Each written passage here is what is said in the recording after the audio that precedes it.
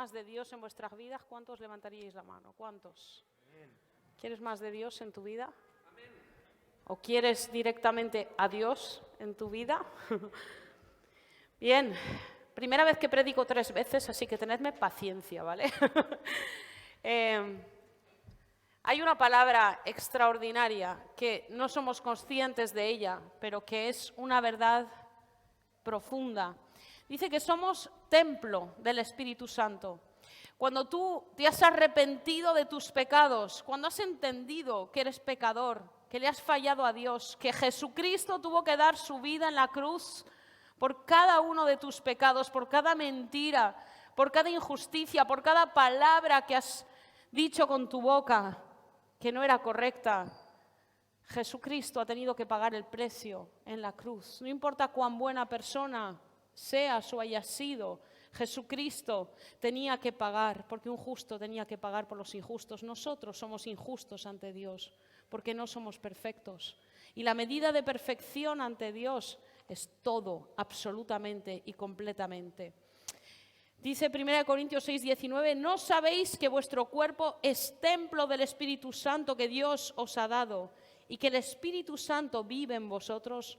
No sois vosotros vuestros propios dueños. Cuando tú aceptas a Jesús como tu Señor y Salvador, pasa una cosa, y es que tú ya no te perteneces a ti mismo, tú ya no eres tuyo. Tú has sido comprado por un precio muy alto y el Espíritu Santo te ha sellado, ha dicho, tú eres mi propiedad, tú eres mío. Y viene a vivir dentro de tu corazón, dentro de tu vida. ¿Qué quiere decir eso? Que a partir de ahora todo lo que hagas, todo lo que digas, todo lo que mires, todo lo que escuches, por malo que sea, tienes al Espíritu Santo dentro de ti escuchando lo mismo, viendo lo mismo y mirando cada cosa desde dentro. A veces como hijos de Dios, como cristianos, pensamos que Dios nos está observando desde el cielo y que, bueno, más o menos de vez en cuando se da la vuelta para no ver todo lo que hacemos o, bueno, me deja un paréntesis. Pero Dios no tiene paréntesis porque vive dentro de tu corazón, de tu alma, de tu espíritu y de todo tu ser. Y por lo tanto, cada pensamiento que procesas, el Espíritu Santo está dentro. Y a veces es difícil que entendamos eso. Y se nota que no lo entendemos porque en nuestras vidas, como decía el pastor Benjamín esta mañana, se nota poco la influencia de la palabra de Dios en nosotros, de la Biblia. Se nota poco lo que estamos estudiando y meditando a través de los años porque los cambios son ínfimos. Entonces, en este 2021 yo quiero impulsarte a tener una mente totalmente diferente. Es tiempo de dejar que el Espíritu Santo tome el control de todo lo que somos. Dice el apóstol Pablo, ya no vivo yo, mas Cristo vive en mí. Y lo que ahora vivo en la carne, lo vivo en la fe, en el Hijo de Dios, el cual se entregó por mí. Ya no vivo yo, ya no hago yo las cosas porque me dan la gana. También se nos dice en 2 Corintios 3:17, porque el Señor es el Espíritu y donde está el Espíritu del Señor, allí hay libertad. Y a veces malentendemos la libertad. Dices tú, la libertad es hacer lo que a mí me dé la gana, es libertinaje, todo es muy libre en el Señor. No, no es así. Cuando eres libre en el Espíritu, quiere decir que no estás sujeto a miedos, que no estás sujeto a un espíritu de cobardía, que no estás sujeto a cadenas de tus familiares, de tus antepasados. Eres libre para enfrentar el dolor, para enfrentar el servicio, cuando muchas veces te pisotean por servir a Dios. Eres libre para amar a tu prójimo, aunque tu prójimo te machaque. Eres libre para perdonar una y otra vez, sin parar de hacerlo. Esa es la libertad en el Espíritu. Y cuando uno es así, no hay forma de que Satanás te pille por ninguna parte, porque no hay donde agarrarte. Eres libre en el Espíritu Santo. ¿Cómo sé yo que estoy cambiando mi vida? ¿Cómo sé yo que estoy creciendo? Porque es obvio que en un día esto no va a suceder. Es un proceso, es verdad. Pero a veces los procesos se nos hacen eternos. Y no es así. ¿Cómo sé yo? Sabemos que el fruto del Espíritu, cuando el Espíritu Santo viene a tu vida, trae un fruto compuesto de amor, de gozo, de paz, de paciencia, de benignidad, de bondad, de fe, de mansedumbre, de templanza. Y uno dice, perfecto, pues Dios que desarrolle eso como quiera. No, lo vas a desarrollar tú. ¿Cómo vas a desarrollar el amor? Cuando te odien y tú demuestres amor en vez de odio. ¿Cómo vas a demostrar mansedumbre cuando te aplasten, cuando digan cosas malas acerca de ti mintiendo y que tú no reacciones, no te defiendas? ¿Cómo desarrollo esa humildad en mi vida? Dejando que el orgullo muera, maltratando mi orgullo, machacándolo, destrozando. Dale gracias a Dios por cada persona que te toca el orgullo, que te toca tu ego, tu amor propio, porque son personas que Dios permite que estén ahí para que tú puedas morir y desarrollar ese maravilloso fruto en tu vida. Así sé que estoy creciendo. Cuando las cosas dejan de afectarme de la misma manera, cuando mi imagen ya no se hace tan importante, cuando yo ya soy segundo y Dios es primero. Y bien, por tercera vez voy a contar una historia, para los que la han escuchado y para los que no. Es una historia bíblica que nos relata un poquito el proceso de la presencia de Dios a través del Antiguo Testamento hasta nuestros días. Pero voy a empezar en el momento exacto en que Jesús está en la tierra, ya ha muerto, ya ha resucitado y se encuentra frente a sus seguidores, a sus discípulos que no quieren que se vaya. Y Jesús les dice, os conviene que me vaya, porque si no me fuere, no podría mandaros a vosotros otro consolador, pero si me fuere, yo os lo enviaré. Cuando yo me vaya, vais a recibir algo mucho mejor que mi propia presencia. Jesús tenía a muchos seguidores, de verdad, pocos, pero había mucha gente que lo seguía por sus milagros, por las cosas que hacía. Y ahora los discípulos decían, cuando se vaya Jesús, ¿qué va a ser de nosotros? ¿Hacia dónde vamos? ¿Cómo va a ser nuestra vida? Y Jesús dice, tranquilos, mejor que me vaya, porque yo desde el cielo os voy a mandar la promesa del Espíritu Santo. Y les dice, quedaos en Jerusalén, reuníos, orad, esperad allí en el lugar donde Dios va a derramar su poder. Y así lo hacen, 120 están en el aposento alto, orando, buscando el rostro de Dios, y de repente, como viento recio, boom, entra en la habitación la presencia del Espíritu Santo como lenguas de fuego sobre cada uno de los que estaban ahí. Y entonces empiezan a hablar en nuevas lenguas, lenguas conocidas para la gente de aquella región, ya que eran lenguas de verdad, eran lenguas que la gente podía entender en su propio idioma. Los extranjeros que habitaban allí podían entender cada uno las maravillas de Dios en su idioma. Y entonces entienden una cosa, ha venido el tiempo para los que no son judíos. Hasta ahora el pueblo de Israel pensaba, la salvación es nuestra. Pero llega ese momento y ven cómo hay manifestaciones tan poderosas como los que son no judíos reciben al Espíritu Santo, como hay milagros, señales y maravillas entre ellos, y dicen, ha llegado un nuevo tiempo. Y entonces se levanta Santiago y dice las siguientes palabras, después de esto volveré y reedificaré el tabernáculo caído de David y repararé sus ruinas y lo volveré a levantar para que el resto de los hombres busque al Señor. Hay una clave para que el resto del mundo busque al Señor, restauración del tabernáculo caído de David. Y alguno dirá, ¿y eso qué es? Vale. Pues vamos a ir al Antiguo Testamento, vamos a dar un paseíto por el Antiguo Testamento y antes de hablar del tabernáculo de David tenemos que hablar del de Moisés. ¿Sabéis que cuando el pueblo de Israel sale de Egipto, que Dios los saca de Egipto con mano fuerte, poderosa, los guía en teoría hacia la tierra prometida, pero como ellos desobedecen, les toca pasar 40 años en el desierto?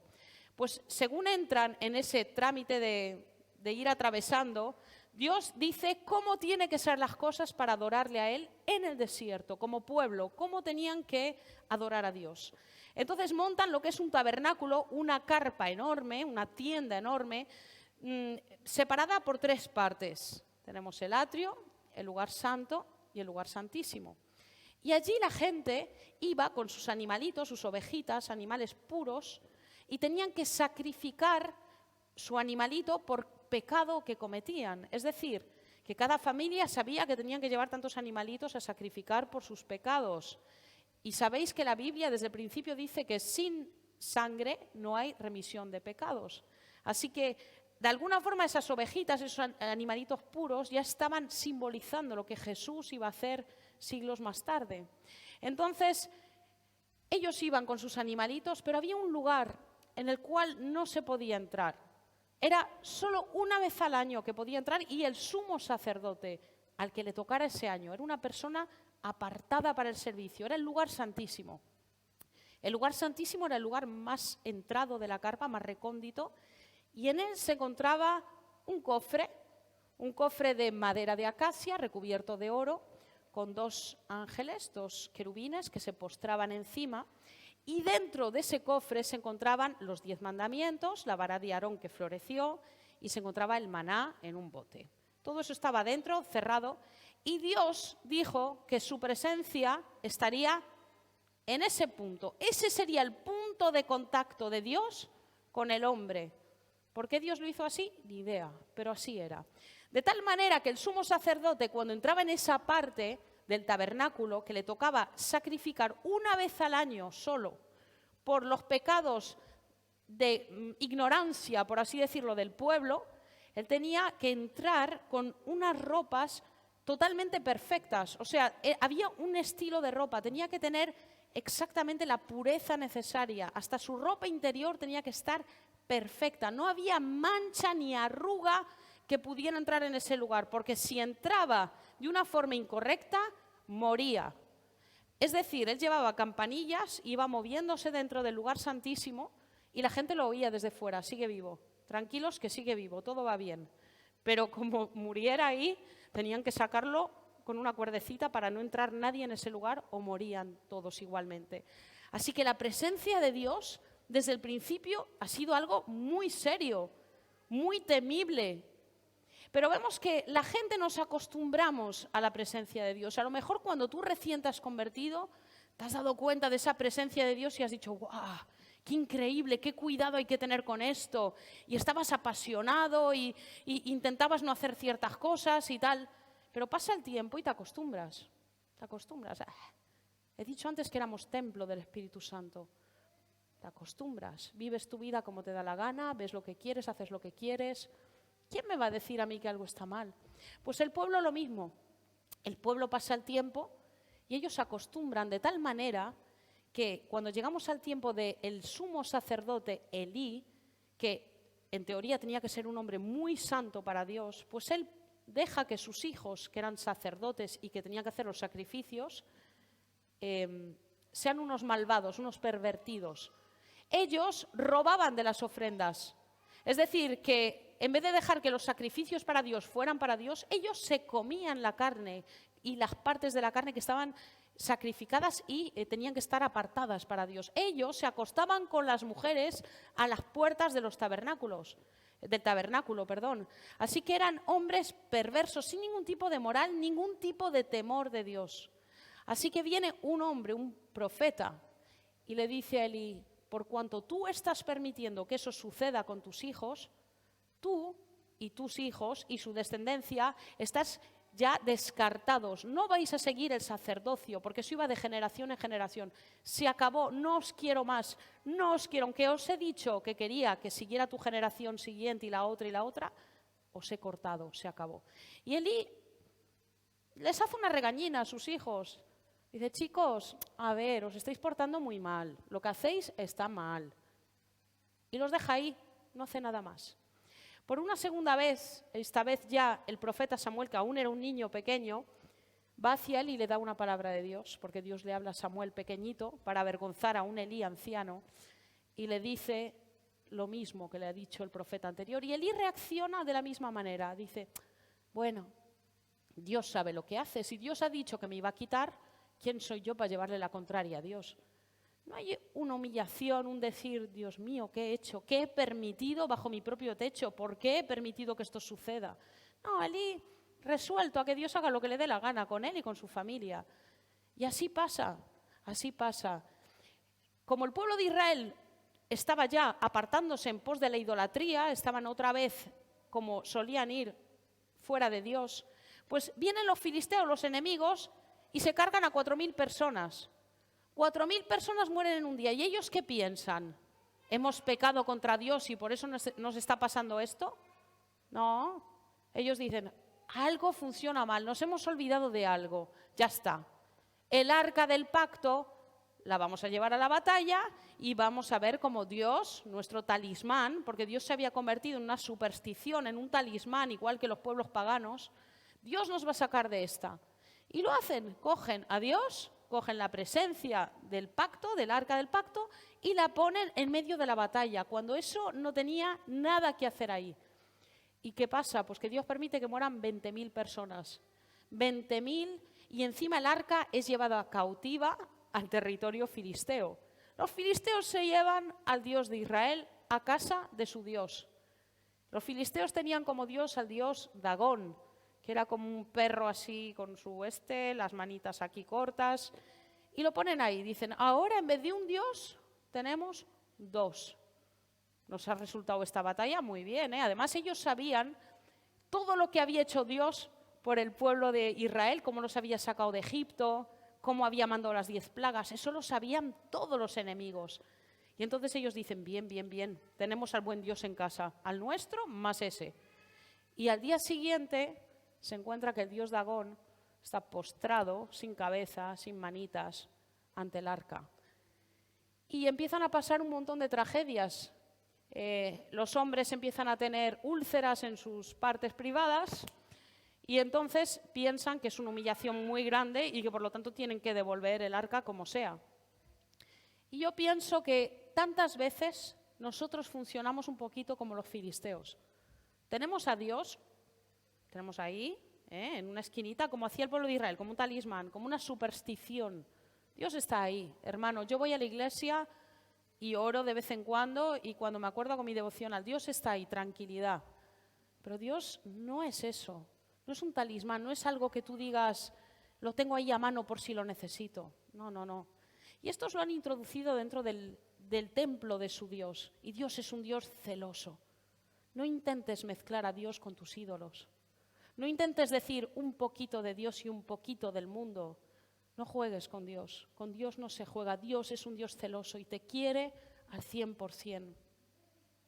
Es un Dios temible. El arca jamás tenía que haber salido de su lugar de origen. Entonces los filisteos, cuando ven todas las catástrofes que ha montado tener el arca en casa, dicen, vamos a devolver este arca, pero corriendo, antes de que nos pase algo peor. Vamos a mandar unas ofrendas y lo volvemos para casita. Y entonces ellos mandan el arca, y ¿sabéis lo que hace el pueblo de Israel? No dice, bien, gracias Señor, has tenido misericordia de nosotros a pesar de que somos así. No, dijeron, esto no entra en nuestro territorio ni de bromas, venga ya, lo que faltaba, más muertos. Y lo dejan en tierra de nadie. Lo dejan en una tierra que pertenecía a Gabaón. Gabaón era terreno de nadie, ni de enemigos ni de amigos, eran aliados, pero era tierra de nadie. Y el arca se queda ahí durante, ¿sabéis cuántos años? 20 larguísimos años se queda el arca en Kiriat Jearim. Y vemos que luego llega en la historia, el que se lee el Antiguo Testamento sabe que en la historia llega el rey Saúl. Y el rey Saúl está puesto ahí no por Dios, lo ponen los hombres. Porque después de que están sin arca, de que están perdiendo contra los filisteos, que están dominados por ellos, el pueblo de Israel dice, Samuel, ponnos a un rey para que gobierne sobre nosotros. Ya no queremos a Dios, obviamente, queremos un hombre, como los demás pueblos de la tierra.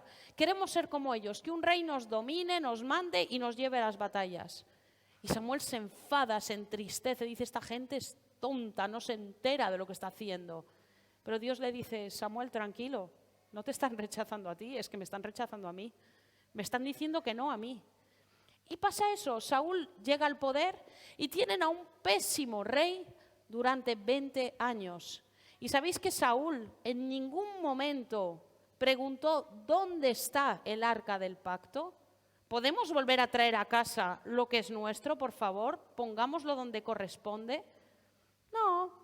Porque Saúl es de esa generación que le da todo igual, que la presencia de Dios para él era pues cualquier cosa. Y tú ves la historia de Saúl y realmente no valoró jamás la presencia de Dios. Lo que sí valoraba era lo que el pueblo pensara de él. Él valoraba su apariencia de rey, de mandar, de dominar, por encima de todo. Pero jamás le importó lo que Dios opinaba de él. Y entonces llegamos al momento en que llega el rey David. El rey David es un rey conforme al corazón de Dios. Es un hombre que desde su niñez, desde su más tierna niñez de que se pueda ver o juventud en la Biblia, él está cuidando a las ovejas, pero está tañendo el arpa y está alabando a Dios en sus ratos libres. Era un hombre que se ve desde el primer momento que lo que tenía de Dios era fuerte, era una conexión con Dios especial. Él buscaba a Dios siempre, aunque era despreciado por su familia. Era el último de los hermanos y nadie lo tenía en cuenta. Pero él amaba a Dios, amaba a Dios. Y vemos que el rey David, cuando llega por fin al poder, después de muchos años, después de que fuese ungido como rey, tiene que pelear y aguantar muchos años a Saúl. Y cuando llega al poder, ¿sabéis lo primero que dice?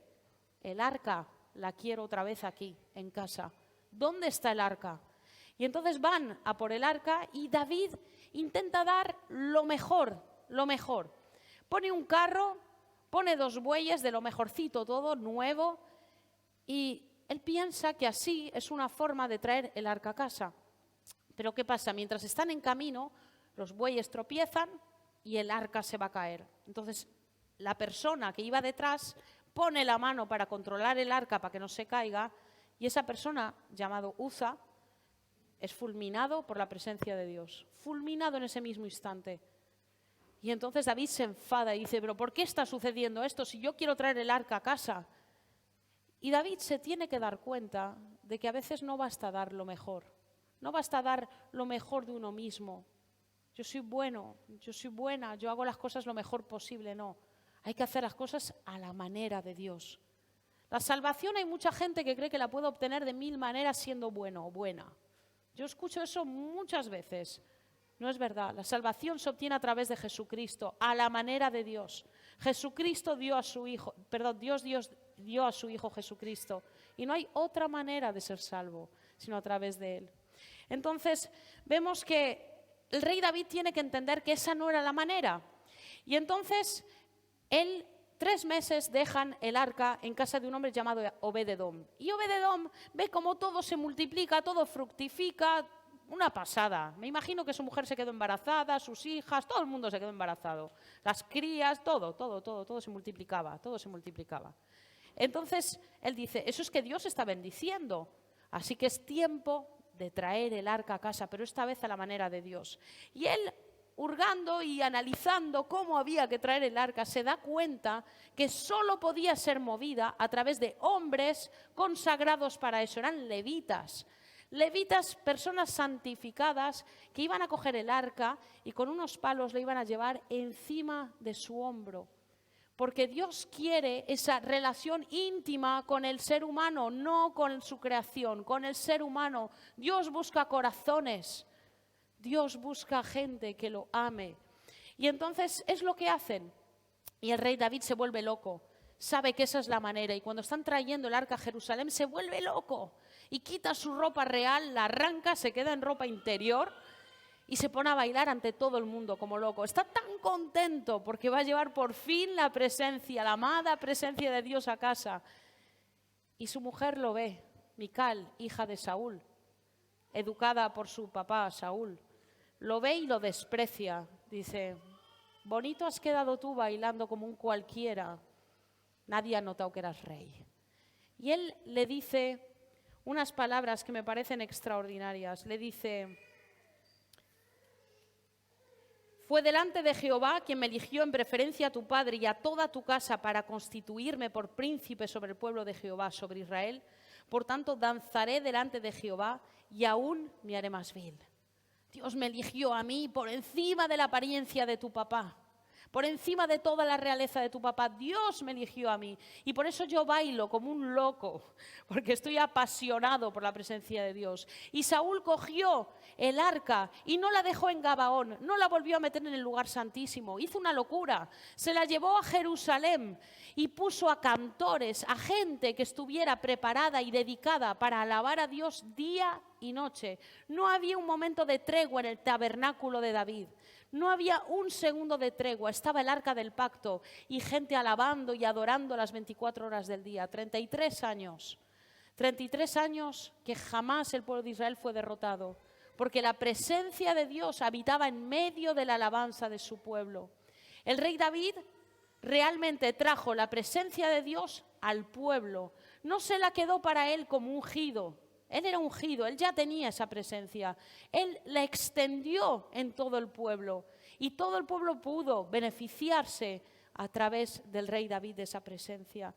Y yo pienso que ya es hora de empezar a encontrar a ese verdadero Dios dentro de tu propia vida, a sacar los ídolos, a sacar la basura, a entender que vivo y hago todo lo que haga delante de la presencia de Dios. Hermano, si estás pecando, si estás viviendo una vida extraviada, estás haciendo delante de Dios, quieras o no, te está viendo cada segundo de tu vida.